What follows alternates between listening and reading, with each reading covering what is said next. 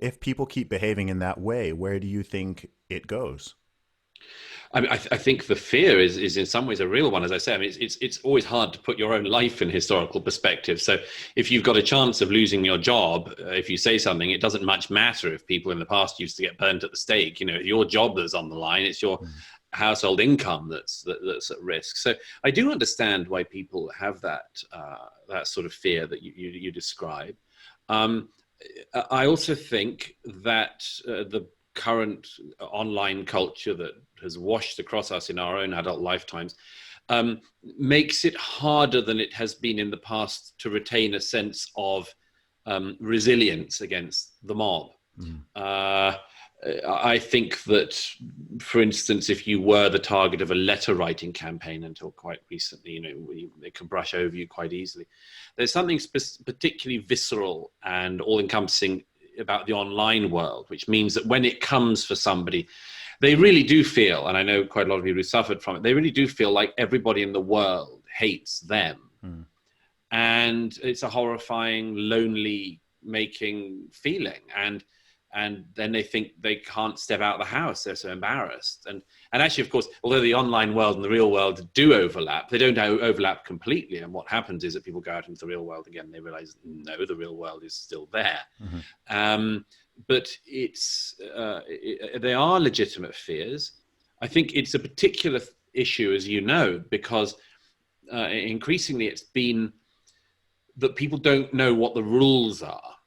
You Mm. see, if there were really clear rules, then it would be easier to break them and easier to follow them. Sure. And I think the thing that's causing so much just agitation and disquiet at the moment is because so many people are just not sure what the rules are. Let me give you a very quick example. When there was an episode in the UK a little while ago where a prominent member of the cabinet, defense minister, no less, I mean, it's a serious job, was accused of 16 or 17 years earlier touching a female journalist's knee. And he was subsequently made to resign over this. Oh, And it was, wait, he supposedly touched a female journalist's knee yeah, 17 years 17 ago. years earlier.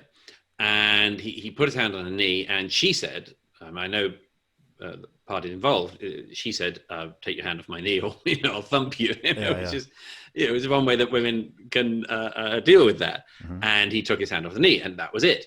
Okay. And I mean, it was a sort of story that went round for some years. And then when he became defense minister, it kind of bubbled up again. And then the Me Too thing happened, and then the rules all seemed to be in flux, and everyone was desperate to find guilty male perverts, and Mm.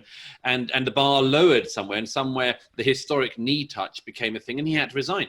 And Wow. I say that because what's really interesting at moments like that is that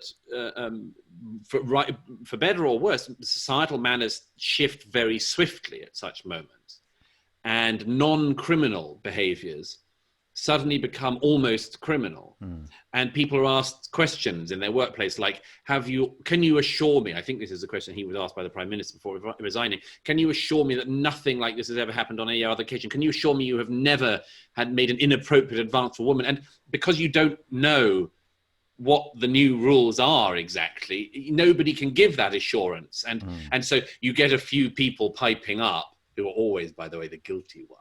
One of my favorites is the ones who pipe up and say, it's outrageous that any man ever put his hand on a Oh, yes, of female course. knee, and it's appalling, and these men must be strung up. Those people always total pervs. Absolutely reliable rule. Yeah. So watch out for them.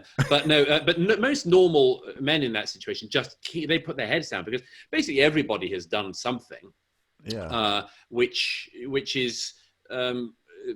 is tricky, shall we say? And the crucial thing is, once the manners and the norms start to shift, you just don't know what the rules are. Mhm. And we've got that on issue after issue. I mean, as I write, relations between the sexes, obviously that's a very big, for good and ill. It's been shifting a lot in recent years, Mm. but the rules aren't very clear. In fact, they're not clear at all. Yeah. And it's the same on each of these identity issues. And I think that's what's making the era so particularly febrile.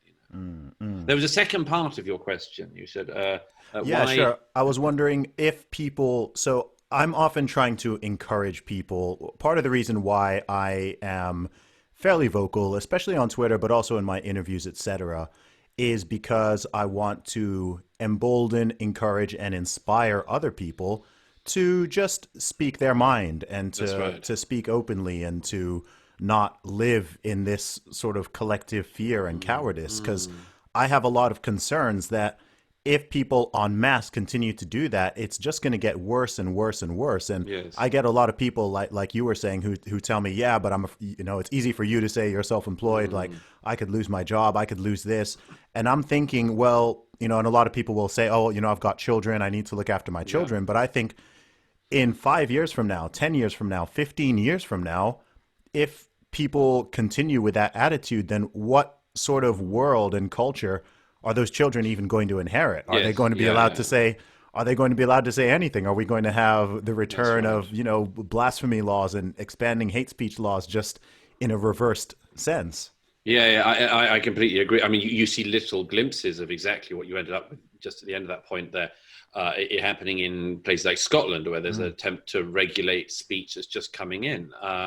Um, of course, by the way, the absurdity of all of that is, I mean, the Scottish government can't run the healthcare system in Scotland. It can't run an education system. The idea it can police what everyone is thinking is just mhm. preposterous. And Well, it's the even same with even the any idea government. that it should, though, even the Yeah, of idea that it course. should, yeah. Of course, I mean it's been attempted in a number of countries. I mean, Canada was a prominent example in recent decades where these human rights tribunals Mm, that are sort of official and just beneath the level of normal courts uh, could haul people in front of them for what they've said online or in an article if they're a journalist.